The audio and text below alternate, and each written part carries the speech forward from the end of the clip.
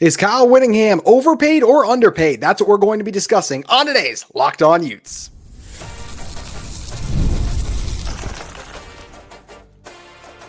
You are Locked On Utes, your daily podcast on the Utah Utes. Part of the Locked On Podcast Network, your team every day.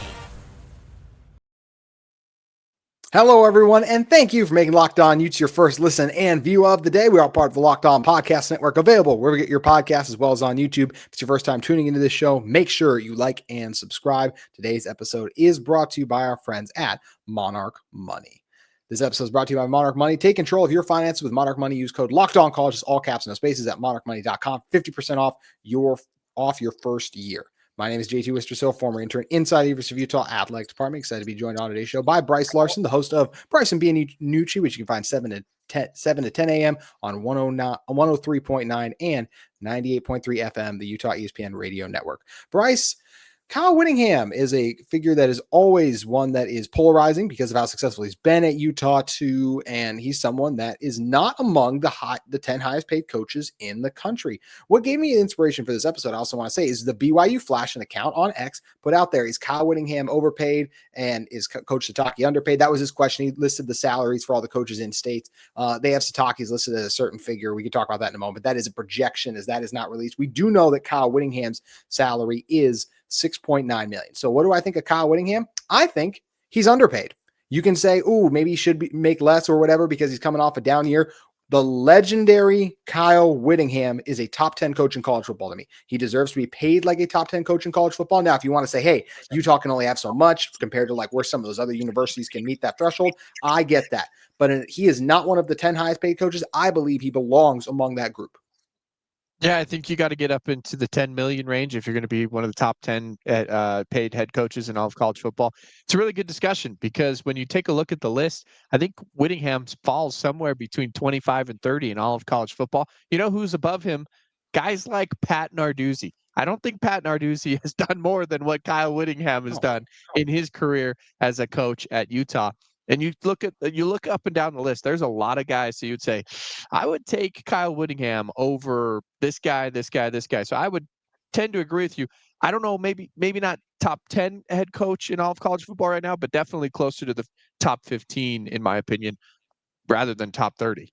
Yeah, I think that's a fair discussion too, because I haven't done a coach rankings in a little bit, but like if we're saying, hey, this exact instance, is Kyle Whittingham one of the 10 best coaches in the sport? That I think is up for discussion. But I just think when you talk about legacy and how guys, LeBron James is a great example. I don't think and maybe LeBron's not one of the 5 highest paid players in the game, but like he's always going to be higher paid, like no matter what he's doing in the league right now, because he is LeBron James. To me, it's a similar thing with Kyle Whittingham, where he should always, to me, he deserves to be among those guys for what he has done so far. So as for like who are the top 10 highest paid coaches, you can find this article on CBS Sports. You got the likes of Brian Kelly, like then you get Shador, or Deion Sanders, Bill Belichick, like Kalen DeBoer. I really don't have an issue with these coaches being above Kyle Whittingham just because of the position there. Like obviously, who is a better college football coach, right? And overall, for the course of their career, Kyle Whittingham has proven he's been better than Deion Sanders, right?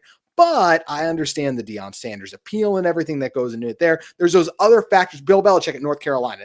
Who's been a better college football coach? Kyle Whittingham, but that's back to Bill Belichick. So he's going to make more. So I understand the factors that keep Kyle Whittingham outside that top 10 threshold and why he's not around the 10 million mark, because this doesn't always just come down to, hey, how many games have you won for your career?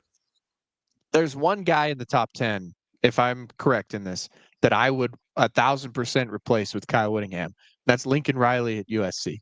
Mm-hmm. Great point. I would 1,000% swap out Kyle Whittingham and Lincoln Riley, and I would have no problem doing that at all. What has Lincoln Riley won at USC in his career there? And he has not been able to turn anything around. Not really successful. Tough. Look, I would take Kyle Whittingham right now over a Lincoln Riley in the top 10, and I would pay Kyle Whittingham more than Lincoln Riley is getting paid. I agree. We talked about the NBA a little bit. To me, that's an example of a bad contract. At the time, Lincoln Riley was incredibly successful at Oklahoma, all those Big 12 championships, all the college football playoff appearances. And that's why it was a huge get for USC at the time. And it just hasn't materialized there. I still like Lincoln Riley. I think he can figure it out, but I don't know. There's been I don't know if it's just the way the portal era, everything has kind of changed around him, but it just does not. After that great first year with the Trojans, the wheels have really fallen off kind of in the last two. He's So what will taking be dude's credentials away out there too. Man. Yeah, that's right. So it's chaotic out there. So that's where I definitely think Witt belongs on that list there too. But just a guy like Kyle Whittingham, once again, like for overpaid, underpaid, all that. I do believe Kyle is overpaid for what he's meant to Utah football. He has catapulted them from conference to conference. Most recently, the Pac-12. What he was able to do in the Pac-12 to get Utah into the Big 12.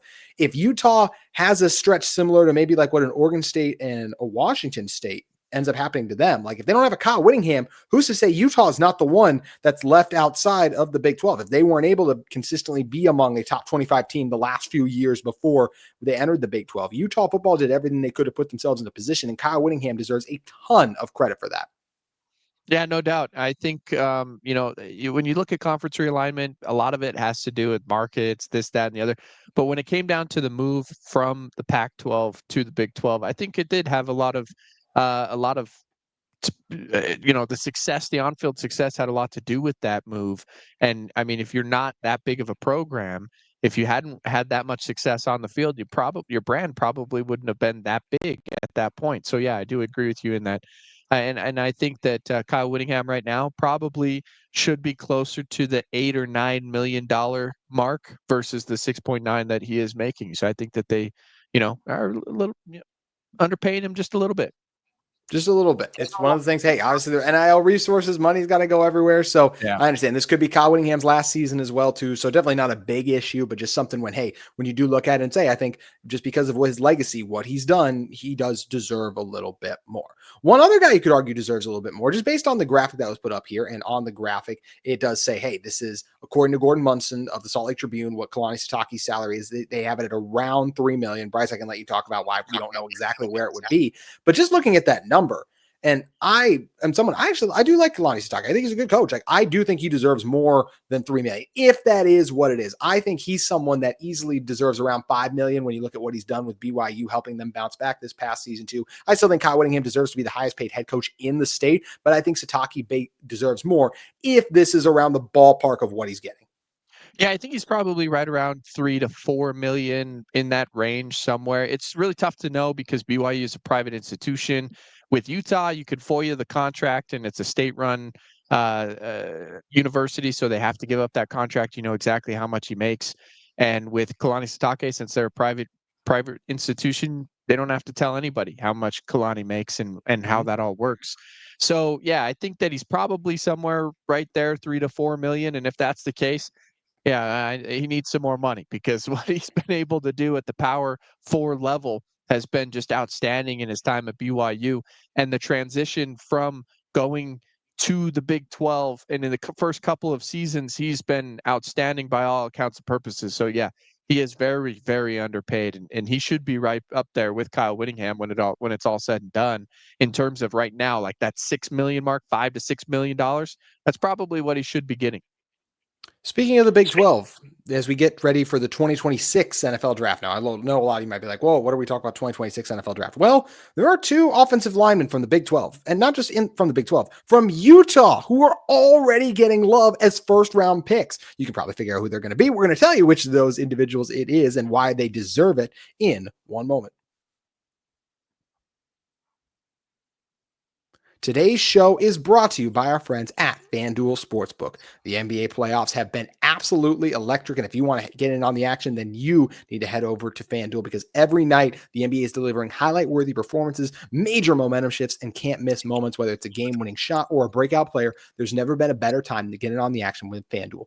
FanDuel makes it easy to stay in the game before tip-off and live, too. They have the player props, performance trends, and same-game parlays. Fans have more ways than ever to play smart and win big. Which players are you looking to show up in big moments, and how could you look at their trend to see, hey, are they due for a big bounce back performance? Someone like the Cleveland Cavaliers, they're going to be facing elimination. What can Donovan Mitchell do with his team in a lot of trouble against an Indiana team that's been ascending? You ask the same thing for Tyrese Halliburton. Is he going to be able to put this Cleveland team away in the Game 5 in Cleveland? New to FanDuel, it's the perfect time to sign up today. Head to FanDuel.com and place your first $5 bet. If it wins, you'll get 200 in bonus bets. Make every moment more with FanDuel, an official sports betting partner of the NBA. And don't forget, MLB, NHL going on as well. FanDuel has you covered for all your sports action today. Bryce Larson back with me here. Bryce, 2026 NFL draft is very far away, but that does not stop two Utah Utes from already getting a ton of love throughout the pre-draft process. Always knew Spencer Fano was going to be a guy. As soon as the season ended, you could tell Spencer Fano was someone who caught the apple of the eye. I butchered that saying, but either way, NFL scouts are absolutely enamored with Spencer Fano, how he was unreal at right tackle at Utah last year. He was the guy right away that stood out to everyone who broke down tape. And he's not the only one. Caleb Lomu is also a guy that a lot of NFL scouts are raving about. And the fact that Utah, in a position that is as important as offensive tackle, and to me, offensive tackle is the second most important, maybe third, when you're building a football team. QB by far and away one. And then it's like, hey, would you rather protect the asset or get after the other team's best asset in the quarterback? Like, what's your priority then when you're building roster? But either way, for Utah to have two offensive tackles that both have a chance to be first-round picks shows you how high the potential of this offense could be. Yeah, no doubt. I think it's really important. You've got to be able to protect your quarterback. You've got to be able to have guys that can be leaders along that offensive line as well. And when you have those types of guys, it kind of takes some of that pressure off the quarterback. What do I mean by that? A lot of times the center is also a big portion of this where they're calling out protections. They're making calls for the quarterback, especially when you have a young guy behind center and trying to figure things out. But with Dampier back there, now that kind of takes a little bit off of him having to learn more of that offense. I think all around, just being able to have guys on that offensive line that are a year older, that know exactly what they're doing, that's going to be huge for Utah going forward with a new offense coordinator, new offense scheme, and them just trying to get things going as fast as they can. Friend of the show, Max Chadwick, put out his top 10 offensive linemen for the 2026 NFL draft as part of PFF. There are only 3 schools in the top 10 that have 2 offensive linemen. One of them is Iowa. Not surprising. They always run the ball well. They had a history of producing good offensive linemen. Oregon. Another one. What did you say? Road graders. Road graders, exactly. Road graders, farm boys up there in Iowa. And then same thing, you look down at a place like Oregon. Oregon just has a history. Penei Sewell, like Jackson Powers Johnson most recently, who was both those guys from Utah, ended up at Oregon. But those were 2 guys that, as we said, ended up at Oregon. Then Utah is the other school. The third school with 2 offensive linemen in the top 10 in the NFL draft is Utah. And I think this is massive for Utah because to me, Bryce, it's not just big for the right now, but it's also that reminder of like, hey, I know in the NIL era and everything, you can get your bags and things at different places. But if you are a recruit and you want to come and play right away, we offer you a better chance to do that than some of these other schools where you have to sit back and wait a year. And it worked out great for Spencer coming up to Utah, being able to play right away. Lomu, it took him a year. And then already after 1 year of action, he's some people have him as a first round pick already. There is a positive to being able to play and see the field quickly. And that's something that Utah is going to be able to offer. It's massive that Utah has both these guys and is among one of the premier spots among these teams for developing offensive line talent for next year. Oh, no doubt. I mean, that's something you can hang your hat on as a coaching staff. You can pitch it to these young recruits saying, hey, this is the place you want to be if you are going to be on the offensive line and you want to make it to the NFL. That's something you can point to and say, hey, this is the place to be if you are in that same type of position. And yeah, that's a huge deal for the recruiting efforts of Utah going forward and for years to come.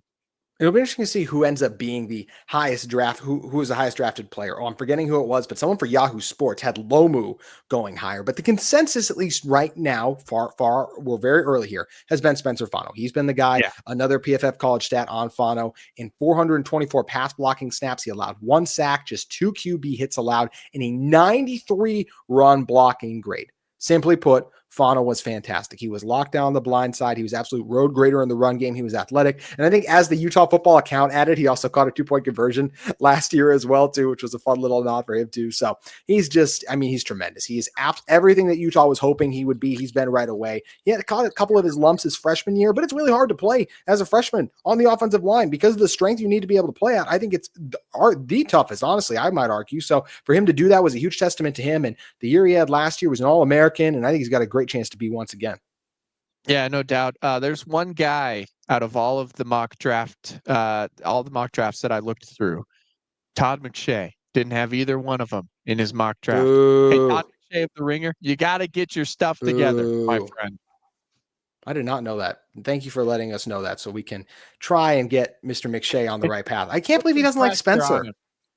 Well, he's someone too, and like I enjoy Todd. He does a good job. But like some of these guys I listen to, and if it's not Big Ten and SEC, they have a harder sell. Like they just genuinely don't love those guys as much. And look, I'm not saying that doesn't mean Todd hasn't had the Big 12 guys or the other schools and the individuals that he has liked, but I just think if you go into it with that mindset, like, hey, the guys come from this place and that place. And once again, I'm not saying Todd does that, but I'm saying people do that. You can overlook some dang good talent. People, if you wanted to say that about like, well, hey, how good are those Pac-12 secondaries? I mean, Michael Penix looked pretty good right away. I still think Caleb Williams is going to be very good. Bo Nix had a really solid rookie season too. Yeah. There's a lot of talent talent exists outside of the Big Ten and SEC, and it's going to continue. And the Big 12 did have a lot of guys get drafted this year, Bryce. Yeah, no doubt. I think, look, it's unfortunate what's happening with college football just in general with the SEC and the Big Ten. But yeah, no, there's definitely a lot of talent still left going to the Big 12, ACC, and other places around college football. Just got to continue to fight the good fight and make sure we get that word out there and give these guys the props that they deserve for sure.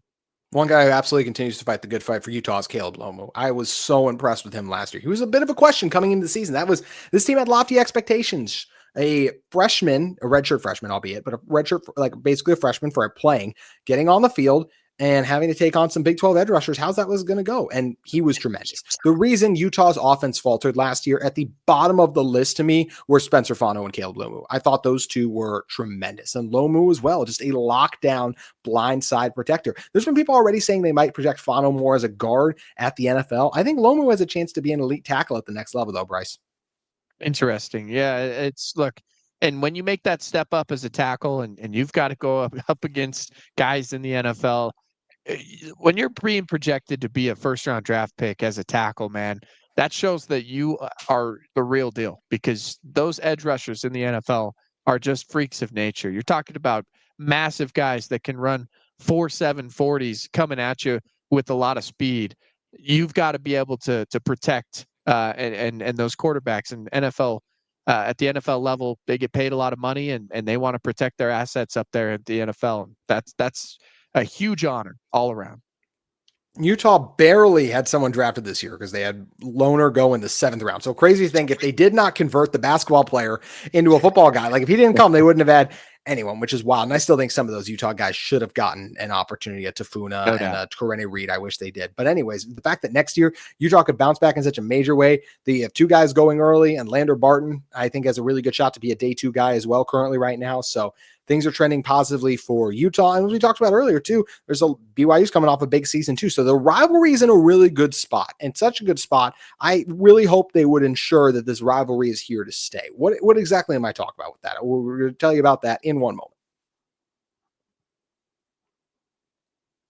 Today's episode of Locked On Utes is brought to you by Monarch Money. Ever check your bank account and wonder, where did all my money go? Between dining out, online shopping, entertainment, it's easy to lose track. That's where Monarch Money comes in, your personal CFO, giving you full visibility and control over your finances. Monarch Money isn't just a budgeting app, it's a complete financial command center. You can track all of your accounts, investments, and spending in one place, so you just stop managing your money and you can start building wealth.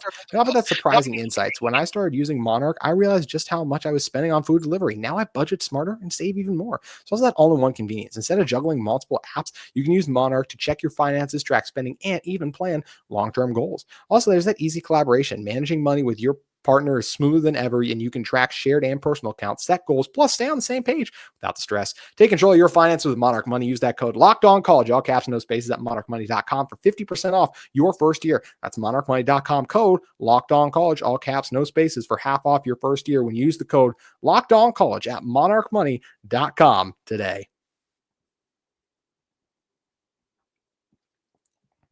Bryce, in the era of conference realignment, there was always the looming threat that things could break up and change. The Big 12, everything. I shouldn't say always, because I feel like we'd be a few years away from something happening. But Clemson and Notre Dame did something this week that I hope that Utah will do. And right now in the Big 12, that's the way things are, is that Clemson, and I should make sense. I'm going everywhere right now. So Clemson and Notre Dame locked in that they'll be playing each other for the next several years, a high-profile, big-time matchup.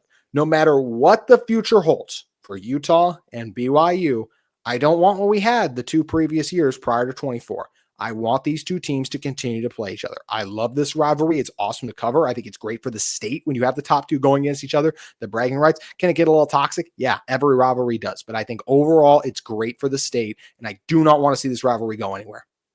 I 1,000% agree with you. Should anything happen, if anything were to happen, you would love to see some sort of announcement from the 2 sides saying they're both committed to keeping this rivalry moving forward and being able to play every single year.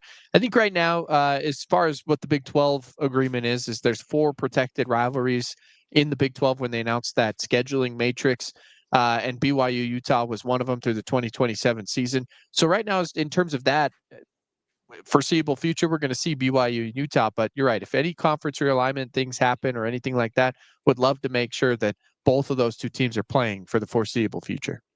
Yeah, and like we mentioned too, Notre Dame and Clemson, obviously, well, Notre Dame not in the ACC, but de facto plays a certain number of ACC teams a year. So in some ways they feel like it. So the fact that the Big 12 is prioritizing Utah and BYU does make me happy because it's a key rivalry. I feel like you have to maximize on that rivalry too. Rivalries are one of the best things about the sport. We see every year the excitement around Texas versus Oklahoma. We see every year the excitement around Ohio State, Michigan, Alabama, Auburn. I do not want Utah BYU to become Bedlam. Oklahoma State. We don't know when the next time those 2 teams play each other were. And I know that once again, tempers flare, rivalries, all that. But at the end of the day, it's just, look, it's the excitement when you're their rival. Like what makes it best is playing them.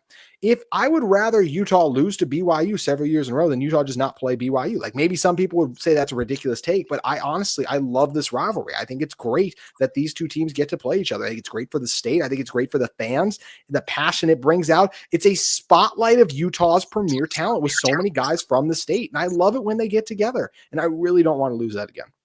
And what you're seeing right now is the rest of the Big 12 kind of getting in on the rivalry back and forth a little bit. You see other fans from other fan bases getting in on the conversation, media members kind of jumping on the Holy War bandwagon too. There's a lot of a lot of back and forth with BYU and Utah right now, and on a national level, this is a top 10 rivalry in the country. I would argue top 5 right there at that number 5 spot. You could make some real arguments that it's one of the best rivalries in the nation right now. That's where hopefully BYU did their part last year. Utah didn't. Hopefully Utah can do their part. We need to get this rivalry ranked. We need to get it heated, and we need to get game day, all the things there to make it even a bigger deal. And I do feel like as much as I've been frustrated by the Big 12 keeping the rivalry off a rivalry weekend, I think the reason for that is to try and give it that spotlight, and it is deserving of that national spotlight. And I'm hoping, Bryce, and sometime in the next couple of years, and I really do think it could be this year, the likes of College Game Day, like this will be one of the top games on the schedule in the near future.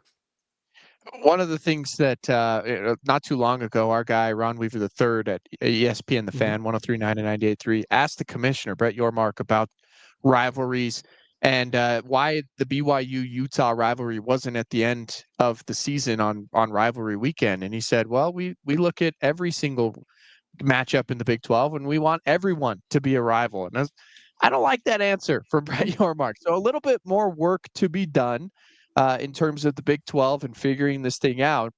But yeah, eventually, hopefully, we're going to see the BYU-Utah rivalry move to rivalry weekend, and it can be one of the biggest and right there in the spotlight for the rest of the nation to watch. You mentioned online, the social media presence now. When you factor in social media on top of what is going on with NIL, when you have players leaving one side to join the other, we got a taste of that with a Francis Bernard in the past. It's always existed, but what happened with the Tanu Vasa, and there was lots of reports of other things going on where BYU trying to get some Utah guys, whatever it is. Either way, however you feel about what was said, that adds more fuel to the flames. You could argue, Bryce, there is more passion and just the general, like just the rivalry on each side, the disdain, the healthy disdain, the most part, some unhealthy, that both sides feel for each other has never been higher than it is right now because of all this stuff. Oh, no doubt. No doubt. And you throw in it being on a P4 level where it is in the same conference in the Big 12. Yeah, you're throwing gasoline on the fire. And yeah, it is the most heated it's ever been, in my opinion. I feel like it is too, and that's why I cannot wait to see it again this fall. We're going to see Utah go out to Provo this time. Last year, it was Utah with the high expectations. BYU came in and beat them. I think there was just a little controversy around the game as well, Bryce, too. So not like anything crazy happened after to add, once again, just even the more heightened levels. Cannot wait to get Utah versus BYU. Cannot wait to see the seasons that Spencer Fano and Caleb Lomu have. And obviously can't wait to watch what could be Kyle Whittingham's final season, because every year he does this, we're inching closer and closer to the end of Coach Witt's legendary career at Utah. Bryce, the episodes are always legendary when you come on, my friend. So thank you for making the time. Please let everyone know where they can find your stuff at. Yeah, no doubt. 103.9 and 98.3 FM, all the way up and down the Wasatch Front. It's on ESPN The Fan. You can find me 7 to 10 a.m. and also on the Bryce and Bianucci podcast, wherever you get your podcast, at Larson Sports, LARSON Sports on Twitter. That's where you can find all my tweets. Thanks again, Bryce. No problem. That's going to do it for today's Locked On Utes. We hope you'll join us again tomorrow as we talk about the latest in Utah football, Utah recruiting, and Utah athletics.